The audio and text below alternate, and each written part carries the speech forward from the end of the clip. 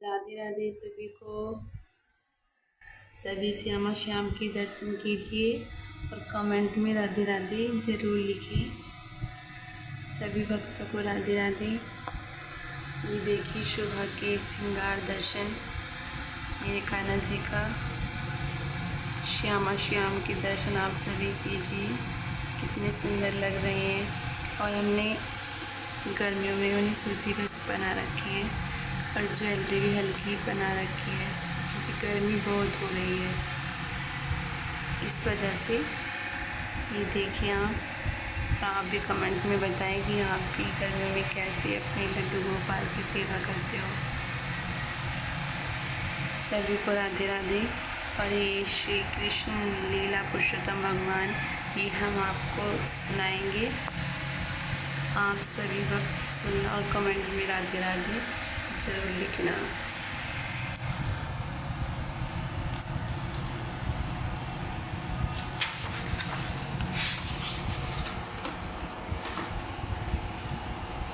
अगर आपको अच्छा लगे सुनना, ये आपको पसंद आए तो आप कमेंट में ज़रूर लिख के बताना। हम आपको एक पेपर रोज़ सुनाया करेंगे। आप श्यामा श्याम के दर्शन कीजिए। हम यहाँ से इसे स्टार्ट करते हैं भगवान श्री कृष्ण का अवतरण। तो आप सभी को राधे राधे, सभी भक्तों को राधे राधे। और आप सभी इसे ध्यान से सुनना और आपको अच्छा लगा सुनना तो आप ज़रूर कमेंट में बताना। हम आपको रोज़ 1 या 2 पेपर पढ़ के सुनाया करेंगे।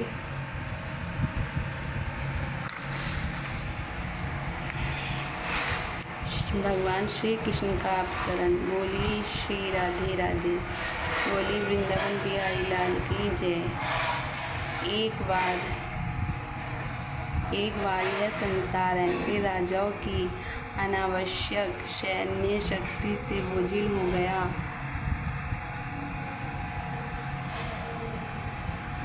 जो वास्तव में असुर थे किंतु अपने आप को राजा मान रहे थे। तब सारा संसार भी क्षुब्ध हो उठा और पृथ्वी की अधिष्ठात्री देवी, जिसे भूमि कहते हैं, इन आसुरी राजाओं से उत्पन्न अपनी विविधताओं को बताने के लिए ब्रह्मा जी के पास गई। भूमि ने गाय का रूप धारण किया और वह सजल नेत्र से आंसू भरकर ब्रह्मा के समक्ष प्रकट हुई। वह शोकार्त थी और श्री भगवान की करुणा जगाने के लिए रो रही थी। उसने पृथ्वी पर की विपदाग्रस्त स्थिति का वर्णन किया। इसे सुनकर ब्रह्मा अत्यंत दुखित हुए। वे तुरंत क्षीर सागर के लिए चल पड़े जहाँ भगवान श्री विष्णु निवास करते हैं। ब्रह्मा जी के साथ शिव जी इत्यादि सारे देवता थे और भूमि भी उनके साथ होली। क्षीर सागर के तट पर आकर ब्रह्मा जी भगवान श्री विष्णु को, जिन्होंने पहले 12 का दिव्य रूप धारण करके पृथ्वी लोक की रक्षा की थी, प्रसन्न करने का उपाय करने लगे। वैदिक मंत्रों में पुरुष सूक्त नामक एक विशेष प्रकार की प्रार्थना है। सामान्य रूप से देवतागण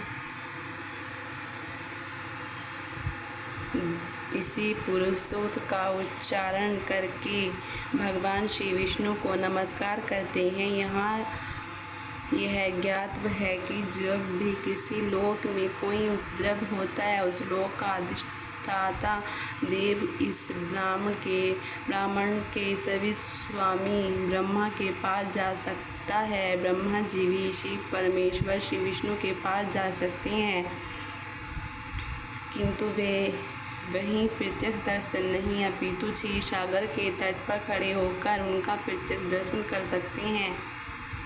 इस ब्राह्मण के अंतर्गत द्वीप नामक एक लोक है जिसमें क्षीर सागर है। विविध वैदिक वाङ्मय से ज्ञात होता है जिस प्रकार इस लोक में लवण सागर है, उसी प्रकार अन्य लोकों में भी अनेक प्रकार के तरल सागर हैं। कहीं क्षीर सागर है तो कहीं तेल सागर और कहीं सुरा सागर तथा अन्य तरलों के सागर हैं। पुरुष सूक्त ही वह आदर्श प्रार्थना स्तुति है जिसे देवतागण क्षीरोदक श्री भगवान को प्रसन्न करने के लिए पढ़ते हैं। क्षीर सागर में शयन करने के कारण वे क्षीरोदक श्री विष्णु कहलाते हैं। वे ही श्री भगवान हैं जिनसे इस ब्रह्मांड के समस्त अवतार प्रकट होते हैं। बोली श्री राधे राधे।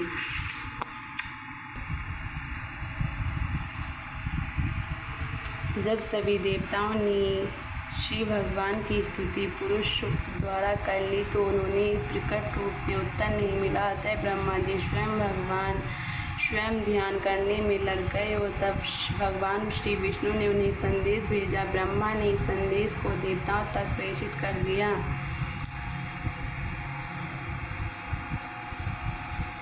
वैदिक ज्ञान प्राप्त करने की यही विधि है। यह वैदिक ज्ञान सर्वप्रथम श्री भगवान ने ब्रह्मा को हृदय के माध्यम से प्राप्त होता है। जैसा कि श्रीमद्भागवतम के प्रारंभ में कहा गया है, तैने ब्रह्मा हृदय आदि कवि वेदों का दिव्य ज्ञान हृदय के द्वारा ब्रह्मा तक प्रेरित हुआ। उसी प्रकार यहाँ भी केवल ब्रह्मा ही भगवान श्री विष्णु द्वारा प्रेषित संदेश को समझ पाए और उन्होंने तुरंत कार्यवाही के लिए देवताओं को प्रसारित कर दिया। यह संदेश इस प्रकार था। श्री भगवान शीघ्र ही अपनी परम शक्तियों सहित पृथ्वी पर प्रकट होंगे और जब तक वे पृथ्वी लोक में असुरों के संहार तथा भक्तों के संस्थापन का उद्देश्य पूरा करने के लिए रहेंगे, तब तक देवताओं को भी उनकी सहायता के लिए रहना चाहिए। उन्होंने तुरंत उस यदुवंश में जन्म ग्रहण करना चाहिए जिसे यथा समय श्री भगवान भी प्रकट होंगे। इस भगवान श्री कृष्ण एवं वासुदेव के पुत्र रूप में प्रकट होंगे। उनके प्रकट होने के पूर्व सारे देवताओं को अपनी अपनी पत्नियों सहित संसार भर के विविध पवित्र परिवारों में श्री भगवान को उनके कार्य में सहायता पहुँचाने के लिए प्रकट होना चाहिए। यहाँ पर ताप्ति या धर्म शब्द अत्यंत उपयुक्त है, जिसका अर्थ है कि देवताओं को चाहिए कि श्री भगवान को प्रसन्न करने के लिए इस पृथ्वी पर प्रकट हों। दूसरे शब्दों में कोई भी जीव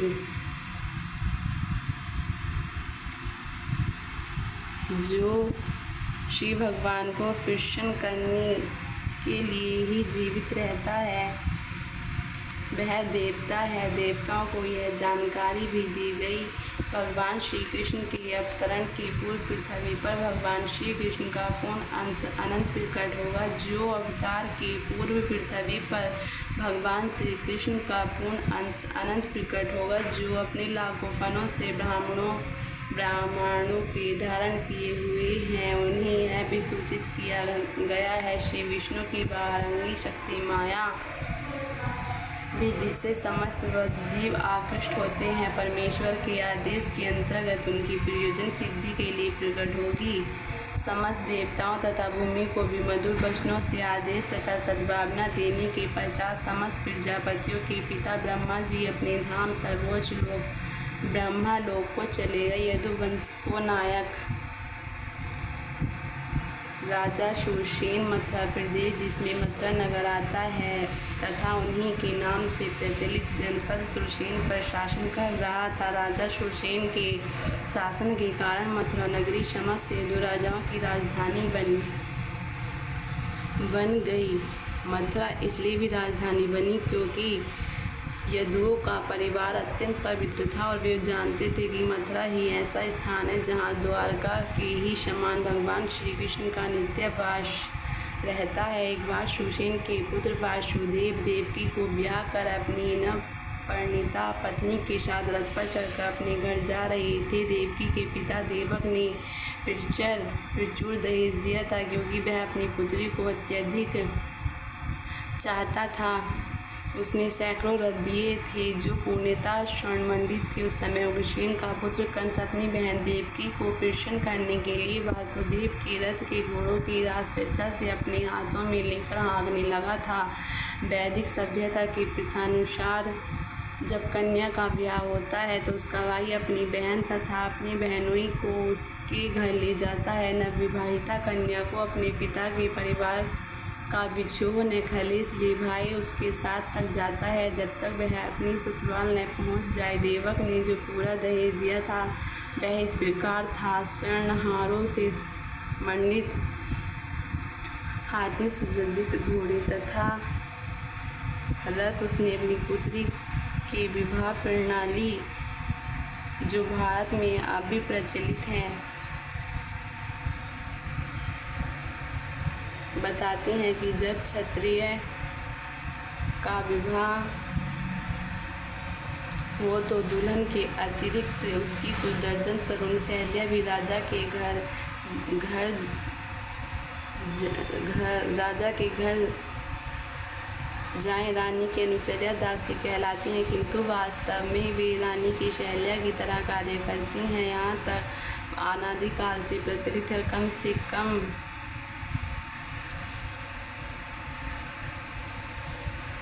4000 पूर्व भगवान श्री कृष्ण के अवतार के भी पहले से खोजी जा सकती है। इस प्रकार वासुदेव अपनी पत्नी देवकी के साथ 200 सुंदर कन्याएं भी लेते आए।